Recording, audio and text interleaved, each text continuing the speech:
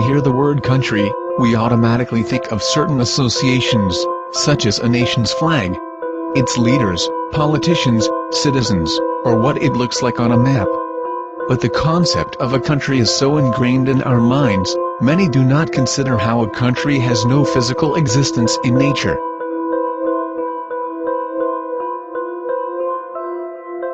Our modern world is made up of numerous nations, which came from the evolution of tribes, kingdoms, and empires.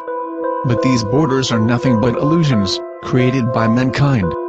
Many cling to their national identity, thus generating a sense of divisiveness among people around the world. And his own people took him to their hearts.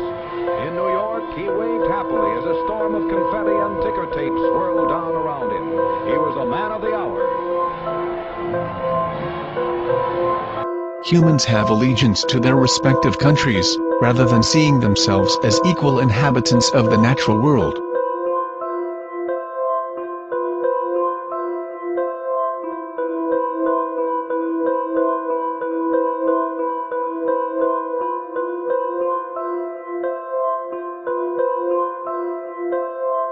The confusion of a country with reality is similar to our misunderstanding of money.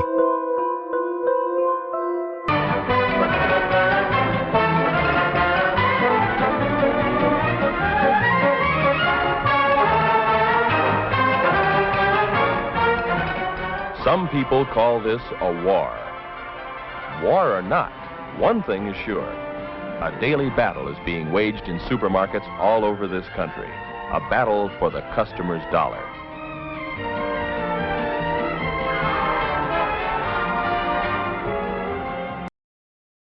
This is one of the most common ways in which we all use money, as a medium of exchange for goods. Tom exchanges a certain amount of money for a gallon of paint. The clerk naturally accepts the money, and he gives Tom a smaller amount of money in change. Money developed in order to facilitate the exchange of goods and services. However, many fail to realize that it has no actual value. If you were stranded on a remote island, then no amount of money would be of any use to you. Items of true value in the scenario would consist of things like food, water, or a raft. Money has no inherent value. It merely includes variations of coins and paper. With today's advanced technology and automation techniques, we have the capacity to end major social problems, including things like starvation, homelessness, and disease.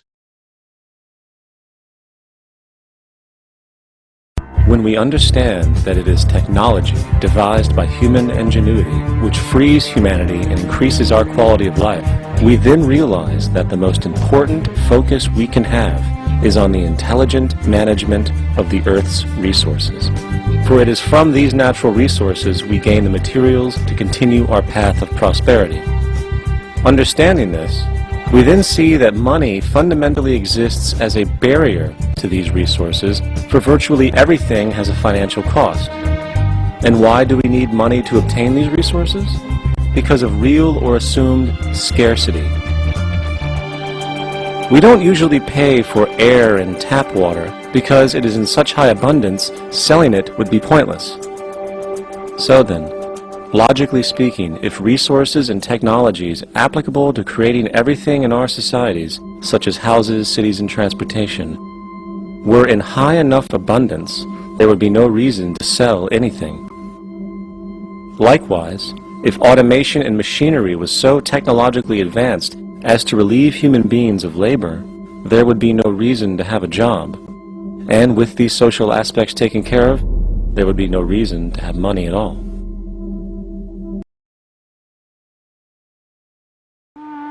By using mechanical methods of mass production, we can create more than enough food, clothing, and medicine for everyone.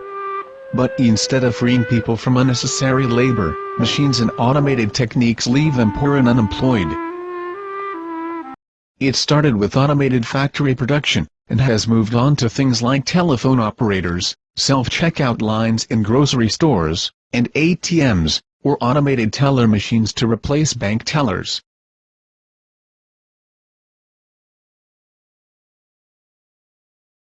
New machinery can do a lot of damage unless the right policies go with it. I don't know. The cheaper you can produce goods, the more people you get to buy them. The more people you get to buy them, more production there'll be. More prosperity. Prosperity for who? Not for him, not for you, not for me. In the 1990s, a research project called the Merva-Fowles study was conducted. Their findings found that a 1% rise in unemployment resulted in a 6.7% increase in homicides, a 3.4% increase in violent crimes, a 2.4% increase in property crime. This translated into 1,459 additional homicides, 62,607 additional violent crimes, and 223,500 additional property crimes. A person living in a deprived environment with little resources, poor education, and few opportunities for work will simply do what they need to in order to survive, while the neuroses generated from the stress of the situation often leads to violent and socially offensive acts. In order to stay competitive, companies must maximize their profits, which entails keeping up to new technologies that can replace workers.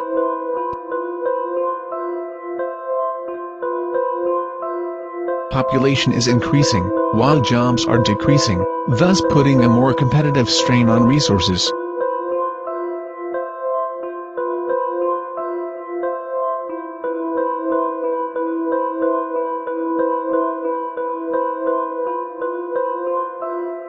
Although replacing workers may benefit companies initially, in the long term these businesses will suffer when they realize that depriving these people of jobs also deprives the companies of markets for their products.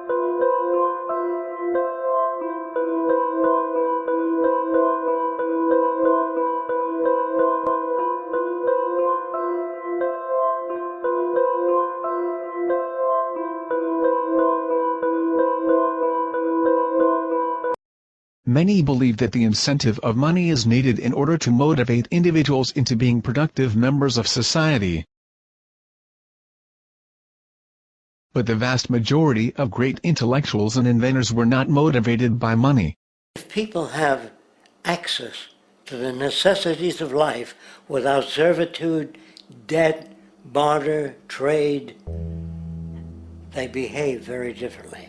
You want all these things available without a price tag. Now then, you gotta have a price tag. Well, what'll motivate people? Man gets everything he wants, he just lay around in the sun. This is the myth they perpetuate.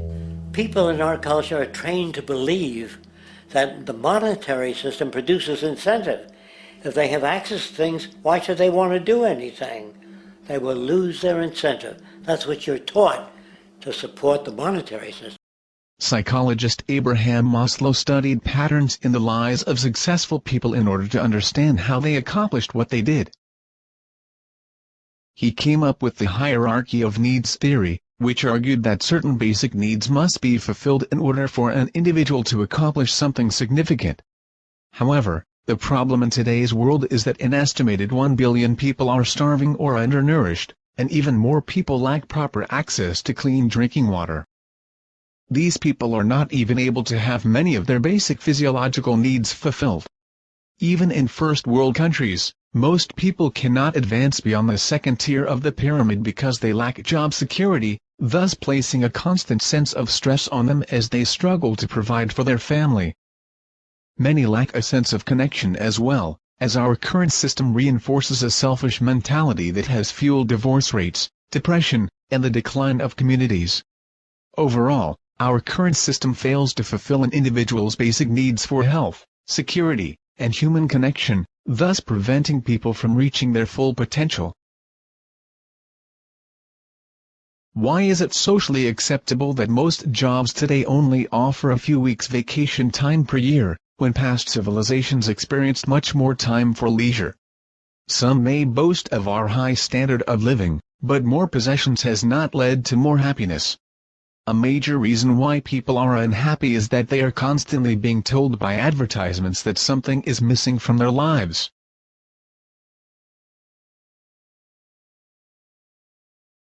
It's the new Motoramic Chevrolet. More than a new car, a new concept of low-cost motoring. A revolutionary new ride. Businesses make money by convincing consumers that they need a certain product or service. This is the essence of the multi-billion-dollar industry of advertising. Outdoor advertising companies' poster panels are scientifically placed where motoring traffic is heaviest, along the 122 miles of major boulevards. There you'll find strategically located poster panels. The average person in America sees up to 3,000 ads in one day from mediums such as billboards, television, and websites. Each day as thousands of persons visit the chain stores in their neighborhoods, their journey carries them past powerful messages advantageously placed on nearby poster panels. Advertisers aim to convince consumers that something is missing from their lives. If people were content with what they owned, then businesses would be economically ruined. In commercials, advertisers try to appeal to people's subconscious desires.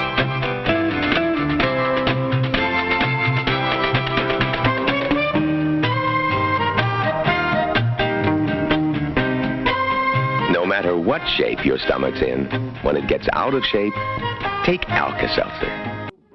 Commercials link products with people's repressed cravings for sex, freedom, and adventure.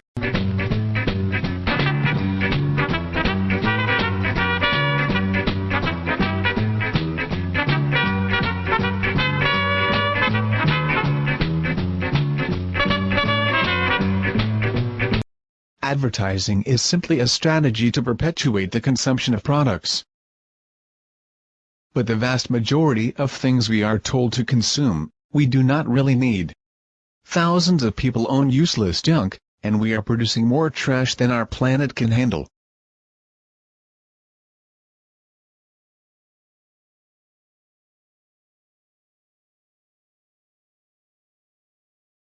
In order for profits to be made, there must be problems throughout society. If a certain disease is cured or medical issue solved, then thousands of specialists and doctors could be out of a job. Prisons require inmates in order to make a profit. If there were no criminals, then many guards, suppliers, manufacturers, and lawyers would be out of a job. Profit requires social problems. We are destroying our Earth for these pieces of paper.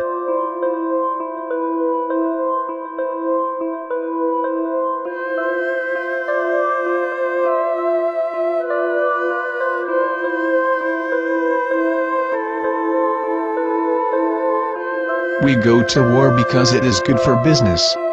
And all the while, we are told to blindly consume products, as ads make us feel unhappy with what we have. All for these worthless pieces of paper.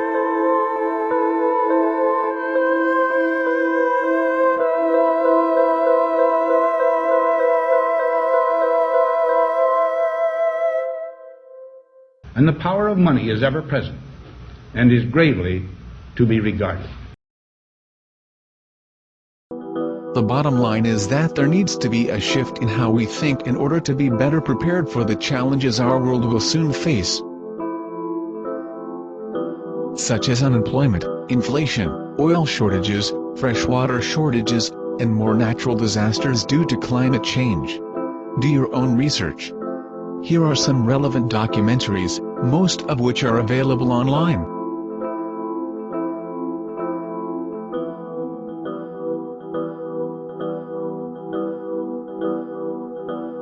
For our own well-being, we must recognize that money consists of nothing more than pieces of paper, and that the vast majority of labor done today could be accomplished by machines.